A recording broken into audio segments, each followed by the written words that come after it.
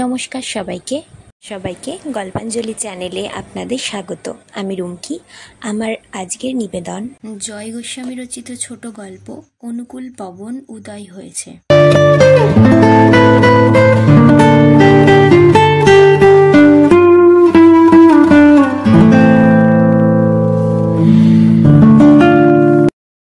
হিমাংশুবাবু আসতেন।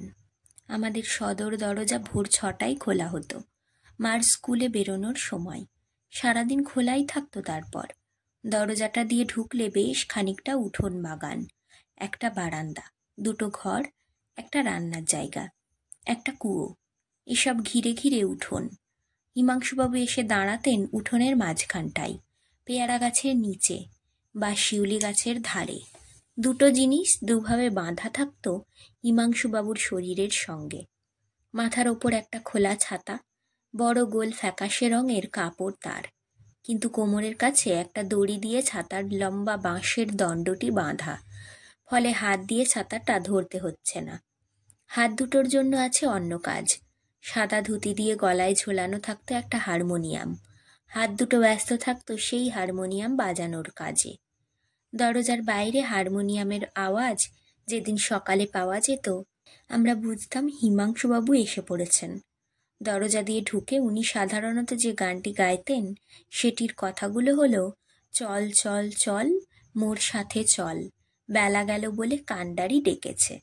উনি উচ্চারণ করতেন এইভাবে, সলো স অলো সলো মোর সাথী সলো, বেলা গেল বলি কান্ডারি ডকিসে।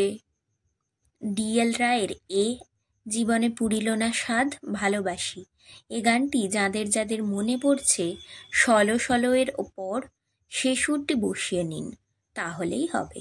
উচ্চারণে যতই পূব বাংলার টান থাক, সুরে একেবারে ভরা হিমাংশুবাবুর গলা। ছেড়ে ছেড়ে থেমে থেমে সুর খেলিয়ে গাইতেন। সকালবেলার ভিজে ভৈরবী ছেয়ে যেত আমাদের উঠোনে। এ গানটি গাইবার সময় হিমাংশুবাবু প্রতিটি লাইনের শেষের শব্দটি টেনে রাখতেন। আগেকার কালের উপযোগী এক ধরনের খোলা কিন্তু ঈষৎ নাকি স্বর ছিল তাঁর, ফলে একটি দন্ত ন আর তা খুব অস্ফুট নয় গানের লাইনের শেষ শব্দটির সঙ্গে যুক্ত হয়ে পড়ত। অর্থাৎ বেলা গেল বলি কান্ডারি ডেকি সে এ ন, কান্ডারি ডেকেছেনই হলো মোদ্দা ব্যাপারটা। এই গানের দ্বিতীয় লাইনটিও মনে আছে, সলো সলো সলো বিলম্বে কি ফল, বিলম্বে কি ফল, অনুকূল পবন উদয় হইয়েছে। অনুকূলে পবন উদয় হয়েছে, কথাটি শোনাতো অনুকূল পবন উদয় হয়েছেন। তখন আমার 16 কি 17 বছর বয়স। সবে লুকিয়ে লুকিয়ে লিখতে শুরু করেছি কবিতা। পবন উদয় হয়েছেন এই কথাটা শুনে শিহরণ হয়েছিল। হিমাংশুবাবু তাঁর পিঠের ছাতার বাঁধন কোমর থেকে খুলে হারমোনিয়াম গলা থেকে নামিয়ে বারান্দায় বসতেন আর আমার নানা প্রশ্নের উত্তর দিতেন। ভাই তার বন্ধুদের সঙ্গে ক্যারাম খেলতো ঘরে, মা রান্নাঘরে থাকতো। আমি হিমাংশুবাবুর সঙ্গে কথা বলতাম। হিমাংশুবাবুর সাধারণত 2 সপ্তাহ অন্তর একটা রবিবারে আসতেন। ছাতা আর হারমোনিয়ামের সঙ্গে তার কাঁধে থাকতো বড় একটা ঝোলা। ছাতা হারমোনিয়াম সব আবার পূর্বের মতো বেঁধে নেওয়ার আয়োজন করে যখন উঠছেন, মা বলতো, হিমাংশুবাবু যেন চলে না যান, আমি আসছি। মা আসতো 2টো আলু, 2টো কাঁচকলা, গাছের পেঁপে 2টো আর একটা বাটিতে করে আতপ চাল নিয়ে হিমাংশুবাবুর ঝোলায় ঢেলে দেওয়া হতো। হিমাংশুবাবু কোনো কোনো দিন বলতেন, একটু ডাল আছি নাহি, যে কোনো ডাল দেন তবে। মা এনে দিত। হিমাংশুবাবু দিদিমণিকে প্রণাম করে বেরিয়ে যেতেন। পাড়ার সব বাড়িতে যেতেন তা নয়, 2-4টে বাড়িতে যেতেন। হিমাংশুবাবুর মুখে গর্ত গর্ত বসন্তের দাগ, চুল প্রায় উঠে, কপাল অনেক বড়, তাতে একটা চন্দনের ফোঁটা, রং ফর্সার দিকে ছিল, পুড়ে কালচে ধরনের এখন। গাইবার সময় মাঝে মাঝে হাসতেন। কি সুন্দর যে দেখাতো তখন। গাইতে গাইতে পূর্ব দিকে তাকিয়ে, যেখানে সূর্যের আলো সকালে তেরচাভাবে এসে পড়ছে গাছপালার ফাঁক দিয়ে, সেদিকে আঙুল দেখিয়ে গেয়ে উঠতেন, দেখো অনুকূল পবন উদয় হয়েছে। অনেক শ্যামল গাছপাতার ভিতরে রোদ কুয়াশার দিকে চেয়ে মনে হতো যেন ওই আসছেন অনুকূল পবন। কেমন রোমাঞ্চ হতো। তাকে দেখা যাচ্ছে না, কিন্তু হিমাংশুবাবু দেখতে পাচ্ছেন যেন সেই অনুকূল পবনের আগমন। মাঝে মাঝেই গানের মধ্যে তিনি দেখো ওগো ওরে যোগ করতেন। তাতে গানটা যেন আর সবাইকে ছেড়ে সোজা আমার দিকে ধেয়ে আসতো। আমাকেই বলতো সেই গান আর কথাগুলো। গান তখন যেন গান নয়, বরং গান একটা মানুষ, অন্য মানুষকে কিছু বলছে। মা জলখাবার দিয়েছে, হাতে গড়া রুটি আর সাদা আলুর তরকারি। হিমাংশুবাবু খুব তৃপ্তি করে খেতে খেতে যা জানাতেন তার সারমর্ম হলো, আগে জলখাবার ওদের বাড়িতেও হতো, এখানে আসার পর আর হয় না ওসব। আমাদের বাড়ির পেঁপে গাছগুলোর দিকে তাকিয়ে জানিয়ে দিতেন ওদের ঘরেও পেঁপে গাছ ছিল, লঙ্কা গাছ, লেবু গাছ, তবে পেয়ারা গাছটা ছিল না। হিমাংশুবাবু ছিলেন পেশায় একজন ভিক্ষুক, তা সত্ত্বেও আমরা তাকে হিমাংশুবাবু বলতাম কেন? সেটা ৭১ সাল, বাংলাদেশে মুক্তিযুদ্ধ চলছে। সীমান্ত পার হয়ে কাতারে কাতারে মানুষ এসে আশ্রয় নিয়েছে রেল স্টেশনে, রাস্তার ধারে। সমস্ত মফস্বল শহরের রেল স্টেশনগুলোতে পথ কিনারে ঝুপড়ি বানিয়ে কোনো মতে বাস করছে মানুষজন। সেই উদ্বাস্তুদের দলের সঙ্গে হিমাংশুবাবুও চলে এসেছেন। প্রথম যেদিন এলেন চেহারা দেখেই বোঝা যায় ভিক্ষা চাওয়াটা আয়ত্ত করতে পারেননি। দরজায় দাঁড়িয়ে গান গেয়ে চুপচাপ ফিরে যাচ্ছিলেন। মা গান, ও মা গান বলে মাকে পিড়াপিড়ি করে তাকে ডেকে আনি ভিতরে। আরও খানিক গান শোনার পর জানা যায় হিমাংশুবাবু তৎকালীন পূর্ব পাকিস্তানের একটি গ্রামে প্রাইমারি স্কুলের শিক্ষক ছিলেন।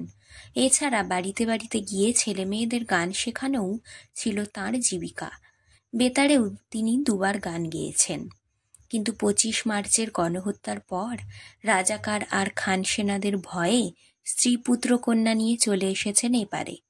আসতে গিয়ে দালালদের হাতে যৎসামান্য সঞ্চিত অর্থ সব খুইয়েছেন। তার পদবী ভট্টাচার্য, অর্থাৎ কিনা দেব শর্মন। মা যেহেতু স্কুল টিচার, তাই বিভিন্ন স্কুলের শিক্ষকরা আমাদের বাড়ি আসতেন বা তাঁদের বাড়ির অনুষ্ঠানাদিতে আমরা যেতাম। সেই সব শিক্ষককে মা বলতো বসন্তবাবু, শ্যামবাবু, হরিগোপালবাবু, শঙ্করবাবু, তাপসবাবু, নবচন্দ্রবাবু। সেই সূত্রেই হিমাংশুবাবুকে হিমাংশুবাবু বলা শুরু হলো আমাদের বাড়িতে, যেহেতু তিনি শিক্ষক। গান সম্পর্কে আমার আকুল আগ্রহ। হিমাংশুবাবু রোববারে আসেন, পড়া থাকে না।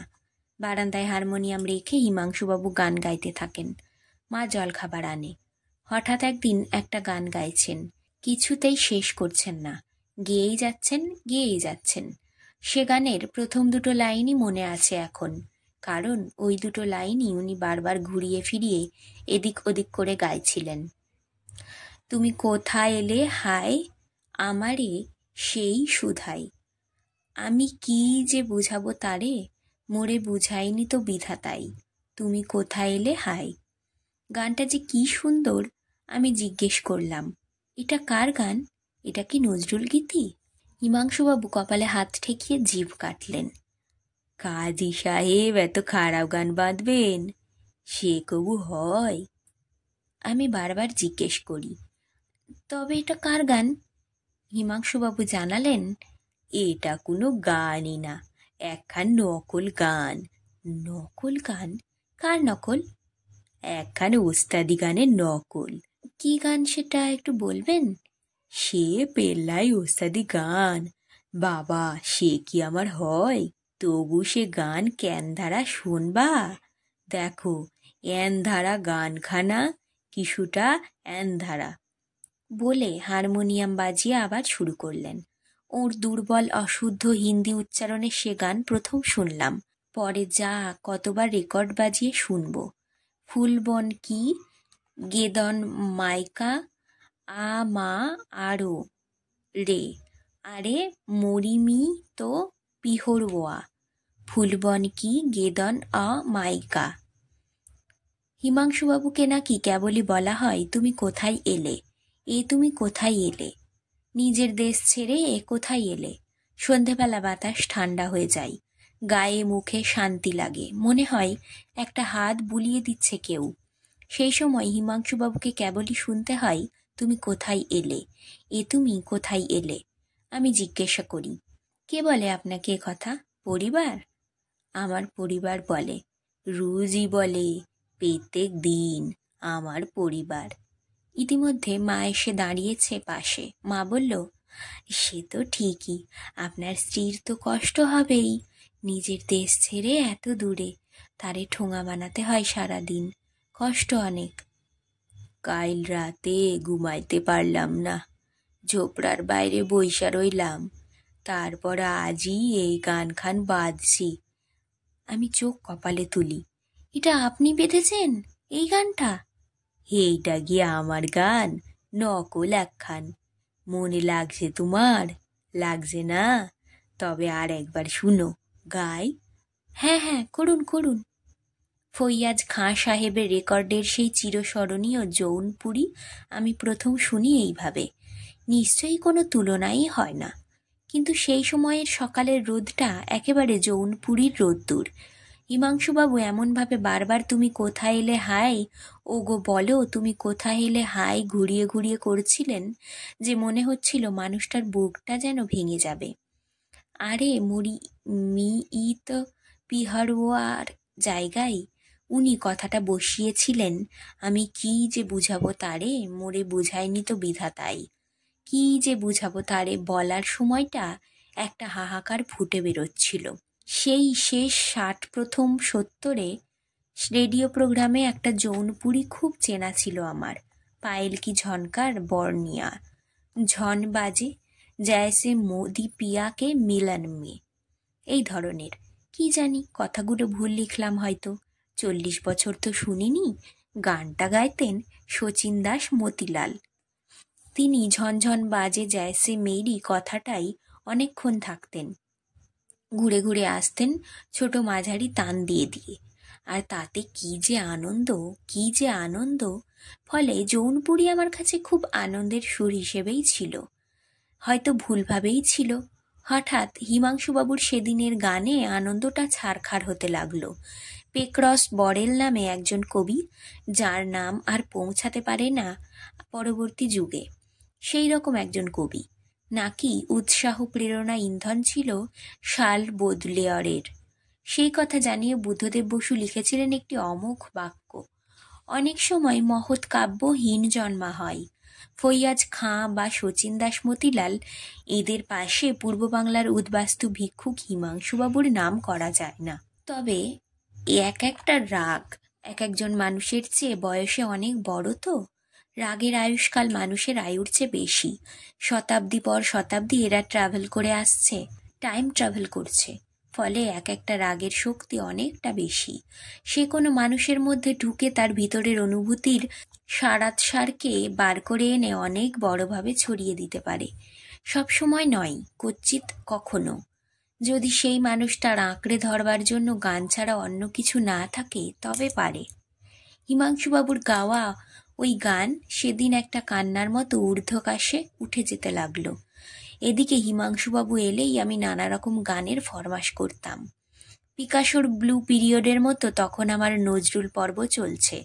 মধুর নূপুর রুমঝুম করুন না, কিংবা হারানো হিয়ার নিকুঞ্জ পথে, ওইটা করুন ওইটা, ওই যে কেন মেঘের ছায়া আজি চাঁদের চোখে। হিমাংশুবাবু আঁতকে উঠতেন, কিছুতেই করবেন না, ও গুনা সব রাতের, এখন করতে নাই, ওরা এখন বিশ্রাম করতেছেন। মানে কি? গান আবার বিশ্রাম করে নাকি? ওইসব সুর, দরবারি কানাড়া, বাগেশ্রী, ওদের এখন বিশ্রামের সময়। এখন যারা জাগ্রত আছে তাদের গাওয়া দরকার। রাতের রাগগুলো দিনে ঘুমায়ে থাকেন, সকালের সুরগুলান রাতে ঘুমান, বুঝলা? ধীরে ধীরে হিমাংশুবাবুর আশা বন্ধ হয়ে গেল। স্বাধীন বাংলাদেশ হলো। আমরা ভাবলাম উনি হয়তো সপরিবারে দেশে ফিরে গিয়েছেন। দিন যায় দিন যায়। সরকারি হাসপাতাল ছিল স্টেশন সংলগ্ন রেলবাজারের কাছে। একদিন একটা খবর কাগজ কিনে ফিরছি, দেখি সরকারি হাসপাতালের সামনে একজন লোক, খালি গা, ধুতিটা কোনো মতে কোমরের নিচে। একজন রোগা স্ত্রীলোক তার ধুতিটা ধরে রেখেছে। কারণ লোকটির উদর একটা অস্বাভাবিক বিরাট আকার ধারণ করেছে, বাকি শরীর শুকনো। হাসপাতালের সামনে সিমেন্ট বাঁধানো বেঞ্চি মতো জায়গায় লোকটি অর্ধশায়িত। তার মাথা ধরে আছে একটি কিশোর। ওই অতিকায় ও বিকট পেট দেখে রাস্তার লোকে তাকাচ্ছে ও ইস ইস করতে করতে সরে যাচ্ছে। আমি দ্বিতীয়বার তাকিয়েই বুঝতে পারলাম, কাছে গিয়েছি। পেটের চামড়াটা আশ্চর্যজনকভাবে চকচক করছে। হিমাংশুবাবু চোখ খুললেন, চিনলেন। দাদা ভাই, আমি তো কোনোদিন সকালের সুর রাতে গাই নাই, রাতের সুর সকালে গাই নাই, তবে আমার এমন কেন হইল? ভদ্রমহিলার সঙ্গে কথা বলে জানালাম উদরই হয়েছে। ডাক্তার বলছে পেটে জল হয়ে গিয়েছে, এখনো বেড পাওয়া যায়নি, তবে পাওয়া যাবে। ইতিমধ্যে একটি তরুণী ভিতর থেকে বেরিয়ে এলো, খুব রোগা, যেমন তেমন শাড়ি পরা, মলিন মুখ তরুণী। তার সঙ্গে স্ট্রেচার নিয়ে দুজন।